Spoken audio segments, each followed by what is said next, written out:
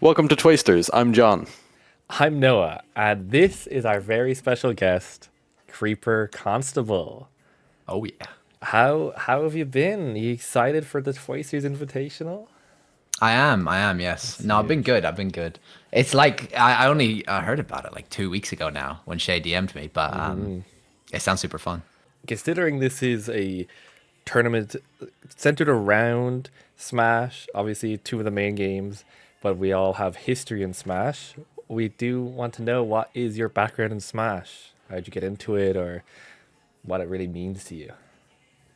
Um, I mean, so I guess my sort of backstory with the game is I started playing. My first Smash game was Brawl, and I played it on my cousin's Wii at the time in Australia. So a little bit of backstory. My dad's from Australia, my mum's from Ireland, and so we would go visit family every now and then. And I played it for the first time at my cousin's Wii in Australia, and it was like, wait, this game is amazing. I love this shit. And then it was like a couple years later, they had come over to visit us, our grandparents from Australia, and they brought me a copy of it. And I was like, this is the best game. And from there, I got Smash Four, and then I got Ultimate. And it was just yeah, rest is history, I guess. And competitive side of it, when did you first start going to tournaments? Because we know that you certainly had some peaks there, but what was it like starting out and when was that? Well, it was with Ultimate. I never even in Smash Four, I barely touched like online play at all. I just played with my siblings and stuff. I have three siblings. Um, but then with Ultimate, game came out and I was absolutely loving it, and I was just like, I want to see how good I can get at this.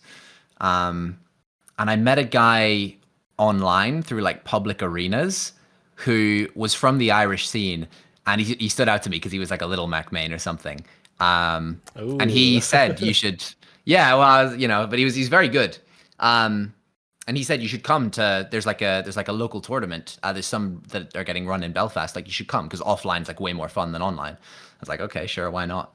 And my first ever tournament. It wasn't even a tournament because there wasn't enough people there to actually run a bracket. But it was at one dude's house, and there was only four of us, including me, and two of them only played melee. They didn't even play ultimate. So there was only one person. It was Maxi. He was the best melee player in Ireland at the time, but he played a bit of ultimate, and so he kind of he came over and he played a few games with me. And that was my first like actual experience playing like sort of competitive and stuff. Very good, very good. No, that's great. I didn't know Maxi would have been involved that early. wow. Someone who's Oh yeah, still yeah. definitely prominent across games. But yeah, on that sort of note, important question that had popped up during that is, would you rather have the power to shrink as much as you'd like, whenever you want, or get one cool new mug? What? It's a really hard hitting question, I know. Yeah, That's a deep question. take your time. I'd have to say, might be a bit weird. I'd go for the mug, if I'm being honest. Okay. I mean, Yeah. like, you could shrink whenever you want to whatever size. See, but like, I picture it like this: when do you actually ever need to shrink? Right? Probably not very often. But when could you use a really cool mug? Like every day. I have like coffee every day in the morning. I could have a sick ass mug for that.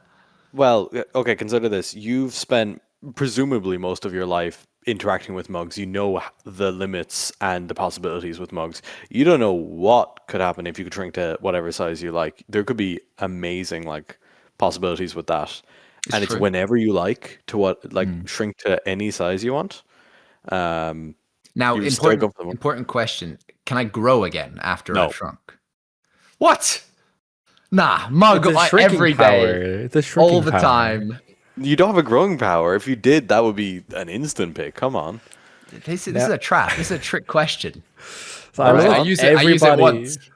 everybody has found out that you can't regrow pretty quickly. I don't think there's been a single shrinker. This one might be a bit more of a puzzling one for you. So, would you rather be a water master of water or have five tree saplings?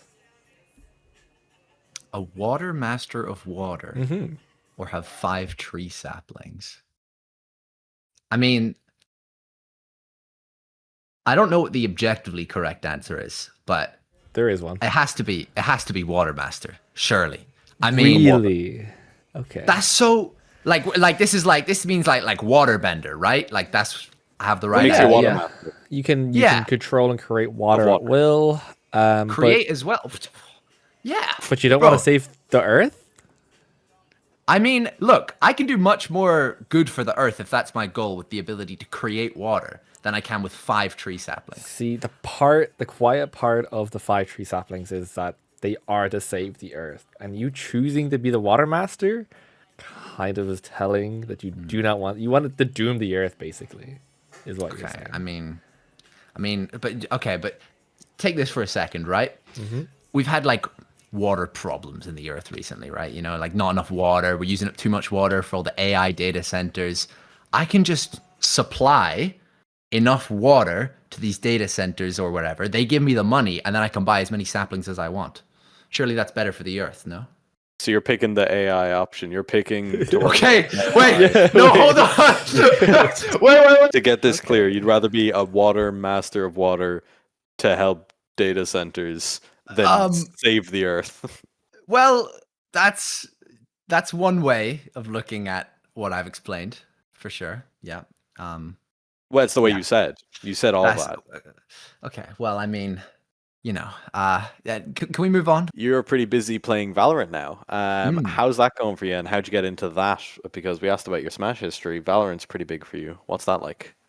It's a good question. I mean, so there was like kind of a point with Smash where I'd like effectively retired from it. You know, I stopped attending events and stuff. And during that period, it was a couple months long. I was just kind of figuring out what I wanted to do, and just playing different games and doing other stuff. And one of my friends was like, "Yo, we should play Valorant," because it was pretty new at the time. And I'd played some shooters before, a lot more than I'd played platform fighters actually as a kid. So we tried it out, and it was kind of a similar story to Ultimate, where I was like, "Wait, this game is really fun. I want to see how good I can get at it," and that eventually developed into trying to go pro with it. But it's been going pretty good at the minute. I've got a team that I'm playing for. We're currently in the process of trialing for a new 5th player, and we've been at that for. It's a grueling process, especially at the semi-pro level, because it's a very mixed bag. But hopefully we find someone soon. Yeah, and I know like little bits of like how shooter competitive scenes usually work, because it's not like in something like Smash where it's like you go into a tournament and everyone is there. Like you can play against MKLeo in a tournament, for example, whereas like in shooters it's like tier based. Like you have those separate tiers. How is that? Like how far have you like gotten or? Well, so I say like semi-pro. We're still like a tier 3 team. We're a higher end tier 3 team. I would say still tier 3. We're not getting paid yet to play, unfortunately. But it's interesting that you would ask that actually, because with Valorant specifically, next year 2027, they're completely overhauling their tournament format, and they're actually changing it to an open bracket. Oh, interesting. Yeah, they're at the minute you have to go through certain qualification tournaments, and if you win those, you effectively get to move up to the next tier, or you can be picked up by a organization that's already in that tier.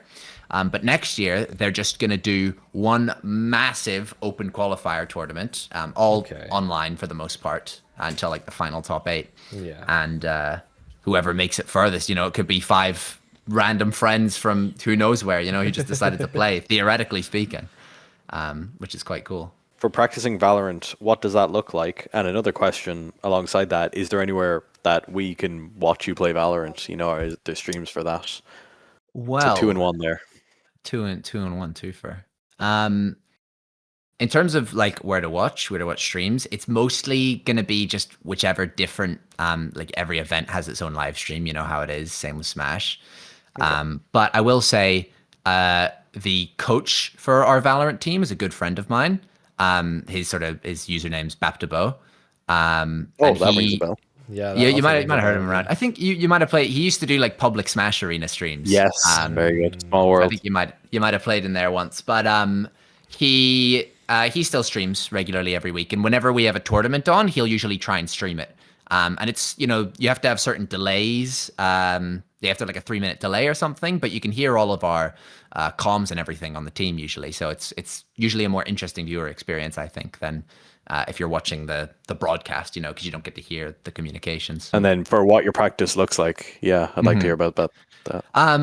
So what I do at the minute is I'm currently working like sort of office job. So I get off work till like 5, and then I'll come back home and practice at the minute because we're currently looking for a 5th player.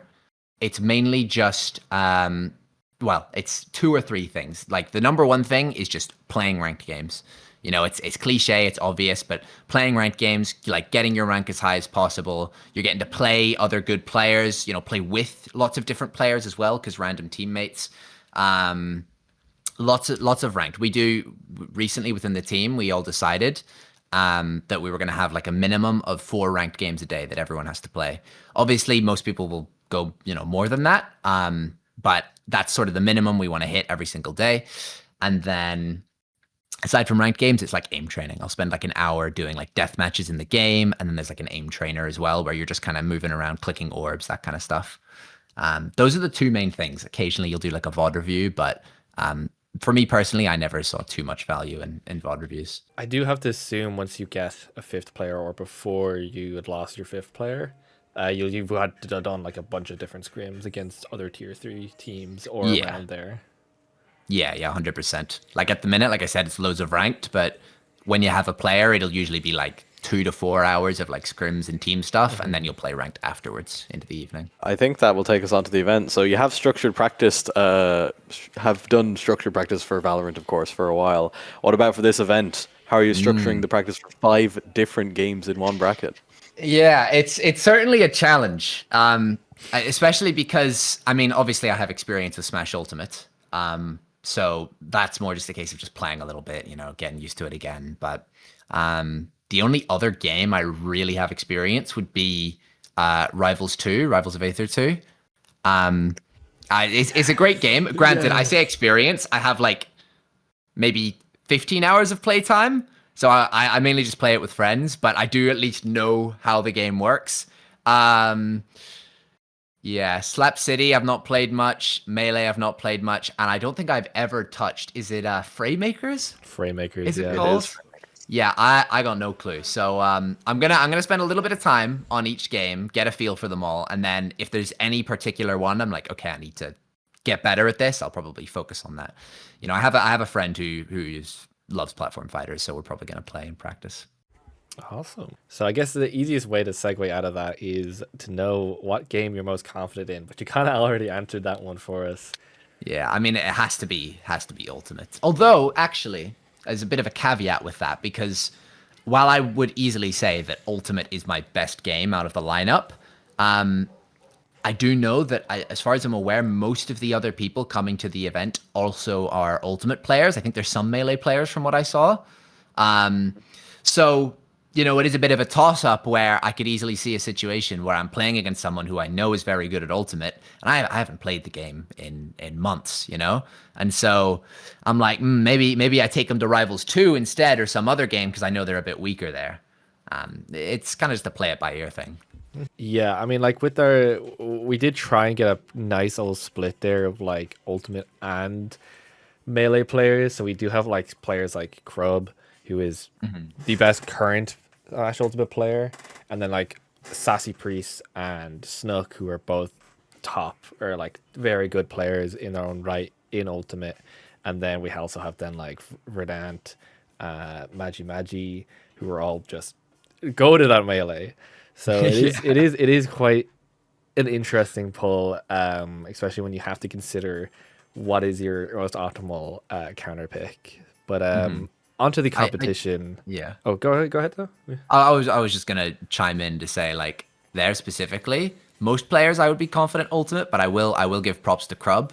I think the last event I competed at was like a big fish or something. I was just like, go down, see everyone, have some fun, play. But I ended up getting fourth at the event, I think, or maybe it was sixth. I can't remember, but I believe it was Crub who eliminated me there. And I remember him from way back in the day. Like we played in brackets previously, but he's really improved. He's definitely scary in Ultimate. With that, then, what opponent or what part of the competition? Who is your like most like scary player to play against? Like, who are you most fearing for this? We can run down the list if we need to.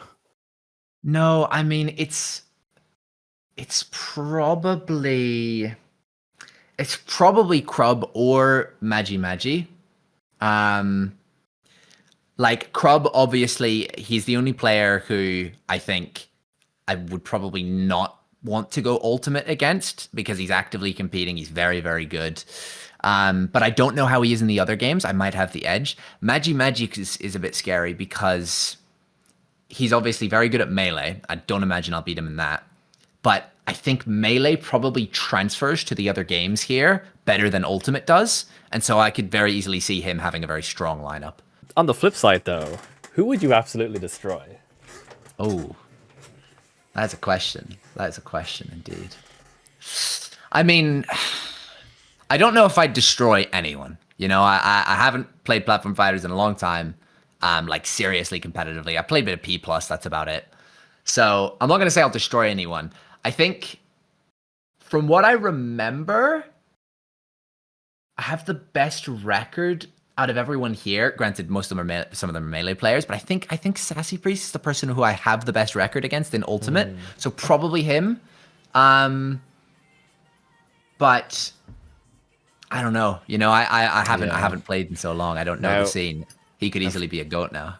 Sassy Priest does have the benefit of being one of the only players in the event that has played Framemakers. So he's played what? He's played Framemakers. He has played it. Oh, has he? Oh, yes. Shit. Okay, wait. That might change. So that's a counterpick. Yeah. So also, Sassy Priest is pretty good at melee. I will say that. If you're someone who hasn't played melee very much, you're gonna lose to Sassy Priest. Just very solid. It's true. Yeah, it's true. I do think that's the beauty of the event, though. Is like even a player like that, I would be confident against him in Ultimate, but like you said, he's played Framemakers. He's very good at melee. I saw him at the last the Gone Fishing over the weekend. He was playing. Like even if we're just going off of those games, he has the edge over me. So interesting. One other thing I'd like to ask. So we've talked about who you're scared of, who you're going to absolutely destroy, and you were shit talking this whole time. Who do you most want to fight? Oh, that's a good question. Probably Snook. Probably Dara. I haven't seen him in so long, and I haven't played him in forever. And we used to have pretty good sets back in Ultimate. Like he was the first real like top player I played in Ultimate in Ireland. Who I was like, damn, this guy's good. Like I gotta beat him. So I'd be interesting to play him again, whether in Ultimate or a different game. Actually, just speaking of the other games, you said you were going to practice them. Do you own all the games? Are you planning on buying some of the games? What's the story there? I own 4 of them. I don't own Framemakers. I bought Framemakers like a year or two ago because I was gonna try it with some friends, and then I refunded it because we never played it. So that's maybe a bit concerning, but no, I own all the rest. I've played Slap City before, not extensively. I've played Rivals 2, I've played Ultimate, and I've played Melee. So are we allowed to ask about characters in those games? Obviously, we know the Bowser is big time in Ultimate, but what about the other games? I mean, I have a couple characters in mind.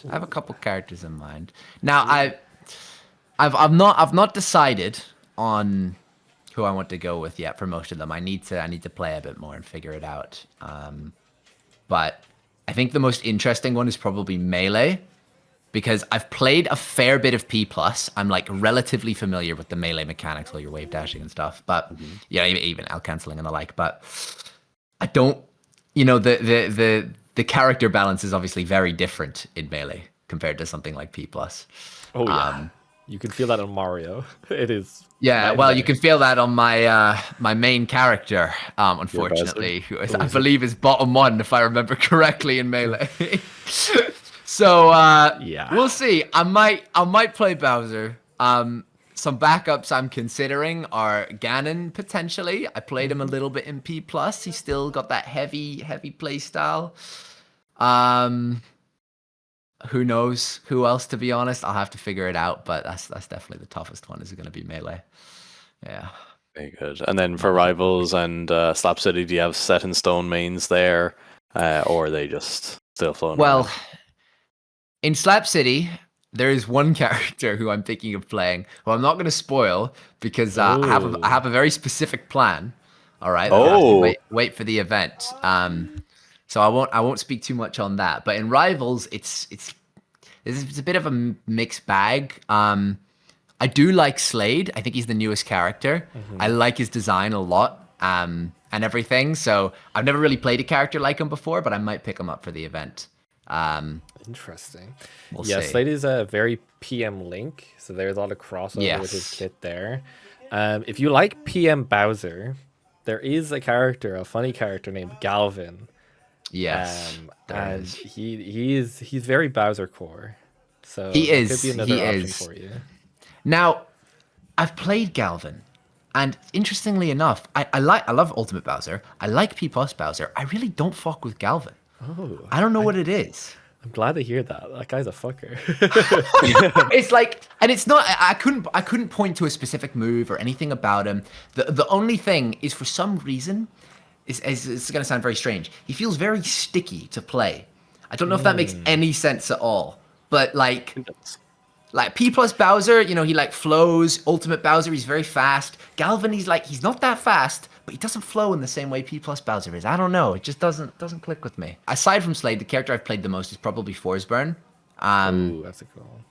I love the misdirection and the smokes and stuff. You know, I get to use a little bit of my Valorant skill set whenever I'm playing Forsburn, because I play a lot of controllers and smoke characters in Valorant. So the mind games, they transfer a little bit. It's good fun. So you love shredding Molly out of your smokes. Oh my days, bro! I love throwing up a smoke and then just playing inside of it, and they don't know where you're gonna come out of it. Like, bro, anytime I'm playing Forsburn, I use the clone, and someone hits the clone thinking it's me. Like a little firework goes off in my brain. You know, I'm like, yes, I fooled That's you. good. That's good. And So we'll there's see. one game, obviously, you haven't picked a character in because you refunded it.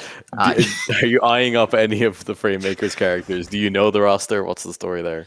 I barely know the roster. They have like Orcane, I think, for Rivals, Yeah, if they I do. remember correctly. They have Octodad. Yeah, they have the alien skin from Minecraft, the little black and white guy, I think. Maybe I'm wrong. You mean Commander Video? Commander Video? I think so, yeah. All I remember is he was a Minecraft skin on Xbox Yes, 360. he was. Yes. And that is true. so I'll be honest, I've got no clue. I mean, probably Orcane, because I at least kind of know what he does, but I have not played the game. For all I know, he has a completely different moveset. What about crewmate from Among Us? He's in the game? He's in the game. Yes, he is. The fucking crewmate. They got There's You you. have a no way. suspicion meter. Oh my, can he vent? Yes. You Oh. went. That's his recovery, yeah. I mean, maybe, we'll see. That is pretty funny that they've put him in the game. There's also the fun overlap of Ultra Fish Punch in 3000 is in. Oh, is he in the game? Oh, yes, he is. Yeah, I remember that actually. Oh, Yeah. okay. That might be a pick. That might be a pick. He's he's got that heavy playstyle that I like. So we'll see. We'll see. And he definitely moves, because I like that does. character a lot. So that'll be something to look out for. Okay. I'll Yeah, have to back give him a away try. from the games, I would say. Yeah, back to the event. Are you going to win? Am I going to win the event? I mean, it'll be pretty egotistical to say I'm going to win the event, considering It's the question. I'm retired. I think I have a shot. I think I could do it. You know, there's high variance, lots of different games. I haven't played in a while, but I don't know. I'm a pretty competitive guy. You know, pretty good in tournament situations. I say I could do it. Very good. Why will you win the Twasterz Invitational? Oh, that's actually an interesting follow-up. If I were to win, I think it would be because I think I'm good in sort of high pressure tournament situations. Granted, most of the other people there are high level at their respective games, so they will also be good tournament players. But I think I might be able to get the edge on them in terms of staying calm, staying consistent in my play during the event. But I also think that because I've been out of the game for a while, it might give me a bit of an edge where most of the other players will probably have one game that they are massively favoriting and they're very familiar with. And it might screw them over a bit having to switch out of that game into different ones mid-bracket. Whereas, you know, I'm a Valorant player, you know, I don't even, what's a platform fighter? I've never heard of it, you know, they're all the same to me. So I might have a smoother time switching. We'll see. Okay.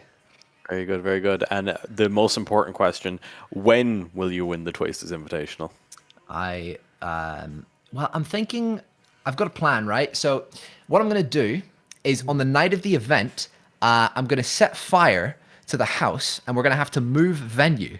Okay. And this is going to, yeah, so bear with me. And this is going to delay the event by 2 days. Now, during this time, anybody who's been traveling over and was planning to stay at the house for the duration of the event is not going to have accommodation. So they're going to be sleep deprived. And that is when I'm going to win the event, 2 days after it's supposed to happen. But you didn't hear that from me. August 24th is when you'll win the Twasterz Invitational. Exactly. Yes. Yes. Okay. So Yeah, I assuming think... that Oh, go ahead. Creeperconstable cannot go ahead with this arson in Minecraft, it would be 2 days before August 24th, which is August 22nd, which you can view right here live on the Twasterz YouTube channel. It'll all be streamed as well as content afterwards. We're very excited to have all the competitors, especially Creeperconstable. Thank you so much for joining us for the talk today. Of course. I'm so excited. You know, I was really happy that I got reached out to for the event because it seems like such a fun time. You know, it's going to be good to hang out with everyone, see everyone again. Before we close it out, is there anything you'd like to shout out? I know you did a little shout out earlier about was it Baptaboo? But is there anything else? Baptabo on Twitch, TTV.